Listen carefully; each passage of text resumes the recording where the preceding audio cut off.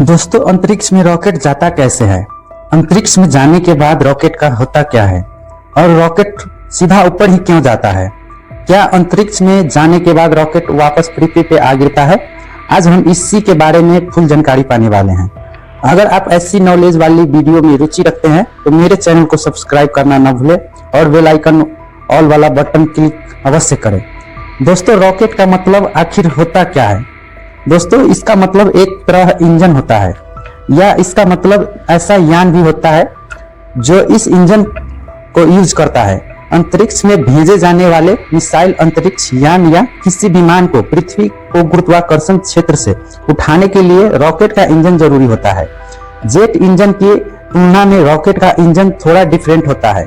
Jet का engine वायुमंडल से ऑक्सीजन लेकर अपने काम को पूरा करता है, जबकि रॉकेट इंजन इसके विपरीत अपने साथ हर वह चीज जो इसके जरूरत होता है वह अपने साथ लेकर चलता है। रॉकेट इंजन इस केस में भी अपना कार्य करता है जहां पर हवा नहीं होती है। दोस्तों, रॉकेट का इंजन दो तरह का होता है। कुछ इंजन तरल ईंधन का इस्तेमाल करते हैं। इस स्पेस शटल और वेटर के मुख्य इंजन तरल ईंधन का उपयोग करते हैं। अन्य रॉकेट इंजन में ठोस ईंधन का उपयोग किया जाता है। इस स्पेस शटल के किनारे में दो सफेद ठोस रॉकेट बूस्टर होते हैं, वह भी ठोस ईंधन का इस्तेमाल करता है। दोस्तों, रॉकेट का इंजन कैसे काम करता है? दोस्तों, रॉकेट का इंजन भी अन्य इंजन की तरह काम करता है। वह ईंधन को जलाकर क्रस्ट पैदा करता है। क्रस्ट का मतलब आसान शब्दों में कहा जाए तो धक्का, यानी यान को बढ़ने में धक्का देने का काम करता है। ज्यादातर रॉकेट इंजन ईंधन को गर्म गैस में बदल देते हैं। इंजन इस गैस को पीछे की ओर छोड़ता है जिससे रॉकेट आगे की तरफ बढ़ता है। अंतरिक्ष में कुछ ऐसा नहीं होता है जिससे इंजन को धक्का देकर आगे बढ़े। ऐसे में ये सवाल उठता है कि फिर रॉकेट आगे कैसे बढ़ता है? दोस्तों, रॉकेट न्यूटन के गति के थर्ड लॉ के आधार पर क्रिया करता है। ये नियम कहता है कि हर क्रिया को बराबर और विपरीत दिशा में प्रतिक्रिया होती है। रॉकेट का इंजन गैस को बाहर की ओर धक्का देती है। इस प्रक्रिया में गैस भी बराबर ताकत से आगे की ओर धक्का देता है। इससे रॉकेट आगे की ओर बढ़ता है। क्या आपने देखा है कि अगर आप हवा को एक गुब्बारे से बाहर जाने दे तो क्या होता है? हवा एक तरफ आती है तो गुब्बारे उसके विपरीत जाता है। रॉकेट भी उसी तरह से काम करता है। दोस्तों, अंतरिक्ष कहां से शुरू होता? अधिकांश जेट विमान 15 किलोमीटर या फिर 50,000 फीट से ऊपर नहीं उड़ते हैं, जहां उनको उनके इंजनों में ईंधन जलाने और उन्हें उड़ने के लिए अपर्याप्त ऑक्सीजन मिलती है। लेकिन ये अंतरिक्ष शुरुआत के आसपास कहीं नहीं है। अंतरिक्ष को आमतौर पर पृथ्वी से लगभग 100 किलोमीटर की ऊंचाई पर शुरू होने के रूप में परिभाषित किया जाता है। एक मनमाना बिंदु जिसे कभी कभी कर्मल लाइन के नाम से जाना जाता है। किसी भी रॉकेट को पृथ्वी के गुरुत्वाकर्षण क्षेत्र से बाहर निकालने के लिए 1 सेकेंड में 11.2 किलोमीटर स्पीड हासिल करनी पड़ती है। इतनी स्पीड रॉकेट को पाने के लिए बहुत तेजी से ईंधन जलाती है। एक अंतरिक्ष रॉकेट का अलग अलग भाग होते हैं: इंजन, ईंधन टैंक और कोई बाहरी रॉकेट बूस्टर। एक रॉकेट का सबसे बड़ा, यकीनन सबसे दिलचस्प हिस्सा रॉकेट का इंजन होता है।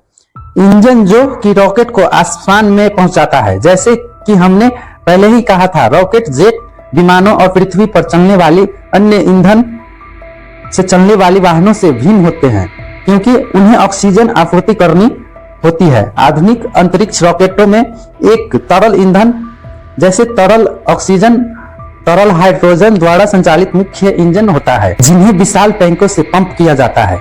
ईंधन जिसे प्रोपेलेंट भी कहा जाता है, ऑक्सीजन जिसे ऑक्सीडाइजर कहा जाता है, वह कम तापमान और उच्च दबाव में संग्रहित किया जाता है, इसलिए इसे निश्चित आकार के टैंक में ले जाया जाता है, जिसका मतलब है कि रॉकेट ईंधन समान मात्रा पर आगे बढ़ता है और बाहरी रॉकेट बूस्टर जो मुख्य रॉकेट इंजन की सहायता करता है, आमतौर पर इसके वजह ठोस ईंधन को जलाते हैं। इस स्पेस शटल को ठोस रॉकेट बूस्टर कहा जाता है या SRBX भी कहा जाता है। बिल्कुल इसी कारण से वे बड़े अंतर महाद्वीपीय बैलिस्टिक मिसाइलों की तरह अधिक कार्य करते हैं, जो ठोस ईंधन को भी जलाते हैं। रॉकेट के मार्गदर्शन के लिए कंप्यूटर आधारित नेविगेशन होता है। वे रॉकेट को मंजिल तक पहुंचाता है और पायलट जो भी रॉकेट ले जा रहा है स्पेसक्राफ्ट या उपग्रहों से लेकर अंतरिक्ष स्टेशन के हिस्सों यहां तक कि परमाणु वेयरहेड तक आधुनिक अंतरिक्ष रॉकेट 2 या 3 स्वतंत्र रॉकेटों की तरह काम करते हैं जो एक साथ अटकते हैं, जिन्हें चरण कहा जाता है। हालांकि आमतौर पर केवल अंतिम चरण में रॉकेट के सभी महत्वपूर्ण पायलट शामिल होते हैं। निचले चरण बदले में टूट जाते हैं क्योंकि वे अपने ईंधन का उपयोग करते हैं और केवल ऊपरी चरण रॉकेट के अंतिम गंतव्य यानी कि जो उनका लक्ष्य है वहां तक पहुंचाता है। कुछ रॉकेट स्पेस शटल और यूरोपियन एरियन रॉकेट की तरह एक झुंड की तरह दिखते हैं जिन्हें एक साथ स्ट्रैप किया जाता है। बीच में एक मोटा जिसमें कुछ स्क्रैपनियर होता है। बड़ा केंद्रीय रॉकेट मुख्य होता है। दोनों तरफ पतले रॉकेट जिन्हें बूस्टर रॉकेट कहा जाता है। वे आतिशबाजी की तुलना में थोड़ा अधिक है जो कि मुख्य रॉकेट इंजन को अंतरिक्ष तक पहुंचाने के लिए बूस्ट करता है। दोस्तों, अधिकांश रॉकेट 2 या 3 चरणों से बना होता है। जब एक चरण अपने सभी ईंधन का उपयोग कर लेता है तो उसे मुख्य रॉकेट से अलग कर दिया जाता है। जो भाग पृथ्वी के वायुमंडल में जलकर भस्म हो जाते हैं या फिर पृथ्वी पर आ गिरता है, ये तब वापस गिरता है, आमतौर पर समुद्र में और आबादी वाले क्षेत्र से दूर या वायुमंडल में जल जाता है। ऐतिहासिक रूप से रॉकेट के अधिकांश हिस्सों को पृथ्वी पर या वायुमंडल में जलने के लिए छोड़ दिया जाता है, लेकिन 1980 के दशक में नासा के स्पेस शटल के साथ रॉकेट के इंजनों का डिजाइन किया जिन्हें वापस से रॉकेट के पुर्जों को वापस से उपयोग किया जा सकता है।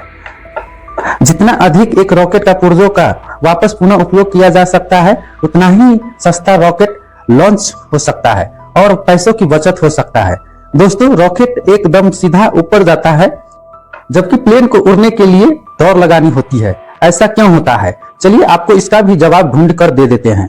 दोस्तों, किसी भी विमान को ऊपर उठाने के लिए धक्के की जरूरत होती है। एरोप्लेन पक्षी उड़ने वाली कीट हवा को पीछे धक्का देकर ऊपर की ओर उड़ता है।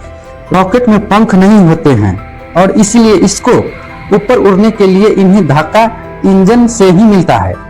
प्लेन ज्यादा भारी होता है और उसे ऊपर उड़ने के लिए हवा बहुत ही तेज गति से पीछे छोड़ना पड़ता है। इसीलिए वे पहले रनवे पर कुछ दूर चलकर पंखों से फैलने जितना बल प्राप्त करता है। रॉकेट को जमीन पर दौड़ाने और फिर आसमान में धक्का देने के बजाय उसे हवा में उठा देने का काम इंजन आसानी से कर पाता है। रॉकेट और एरोप्लेन एक ही सिद्धांत पर काम करता है। दोनों गैस को पीछे छोड़ता है जिससे उसे आगे जाने का धक्का मिलता है। तो दोस्तों, ये तो हो गई रॉकेट को जलने और अंतरिक्ष में जाने की बात। अब आखिर सबसे पहले रॉकेट को आविष्कार कब और कहां हुआ था, चलिए ये भी हम जानते हैं। ऐसा माना जाता है कि 12वीं सदी के आसपास रॉकेट का आविष्कार चीन में हुआ था। इन ठोस रॉकेटों को आतिशबाजी युद्धों में उपयोग किया जाता था। चलिए दोस्तों, ये वीडियो आप लोगों को कैसा लगा आप कमेंट करके जरूर बताइएगा। अगर ये वीडियो आप लोगों को अच्छी लगी है तो वीडियो को लाइक कीजिए, चैनल को सब्सक्राइब कीजिए, अपने दोस्तों के साथ इस वीडियो को जरूर शेयर कीजिएगा। तब तक के लिए